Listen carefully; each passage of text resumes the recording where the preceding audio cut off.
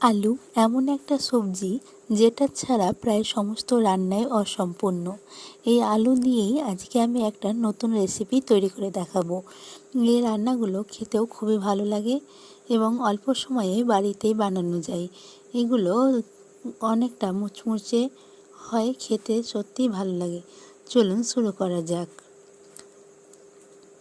এর জন্য প্রথমেই আমি 3টে সিদ্ধ করা আলু নিয়ে নিয়েছি এবং আলুটা ভালোভাবে সেনে নিতে হবে। আলুটা মাখানো হয়ে গেলে এর মধ্যে দিতে হবে পরিমাণ মতো লঙ্কা গুঁড়ো এবং গোলমরিচের গুঁড়ো পরিমাণ মতো, গরম মশলার গুঁড়ো এবং পরিমাণ মতো হলুদ গুঁড়ো ও পরিমাণ মতো লবণ দিয়ে ভালোভাবে মেখে নিতে হবে।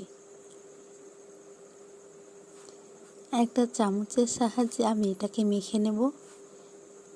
দেখুন, এটাকে ঠিক এইভাবে মাখিয়ে নিতে হবে। আমার মাখানোটা কমপ্লিট হয়ে গেছে। এবারে এর মধ্যে দিতে হবে 2 চামচ মতো কর্নফ্লাওয়ার। এটা দিয়ে আবারও ভালোভাবে মাখিয়ে নিতে হবে। আমি হাত দিয়ে মাখিয়ে নিচ্ছি এটাকে।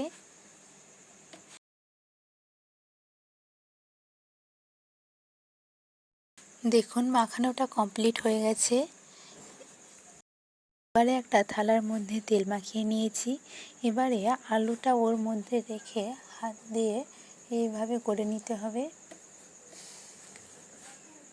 হাত দিয়ে ঠিক এইভাবে করে নিতে হবে। দেখুন, আমার করাটা হয়ে গেছে।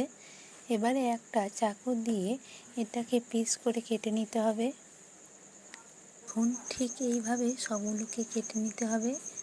আমার সবটা কাটা কমপ্লিট হয়ে গেছে। এবারে কড়াইতে তেল বসিয়ে আমি এগুলোকে একে একে দিয়ে দেব কড়ার মধ্যে। সবগুলোকে একে একে দিয়ে দিতে হবে এইভাবে।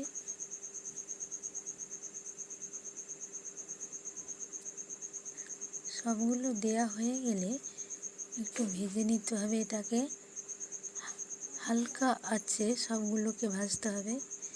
এবারে লাল লাল হয়ে গেলে এটাকে একটা ঝান্না দিয়ে তুলে নেব। এবারে গরম গরম সস দিয়ে পরিবেশন করুন। আলু দিয়ে এত সহজ একটা রেসিপি সহজেই আপনারা বাড়িতে বানাতে পারেন। এগুলো খেতে সত্যি ভালো লাগবে। খুবই কম সময়ে একটা সহজ রেসিপি আপনারা বাড়িতে সহজেই বানিয়ে ফেলতে পারেন।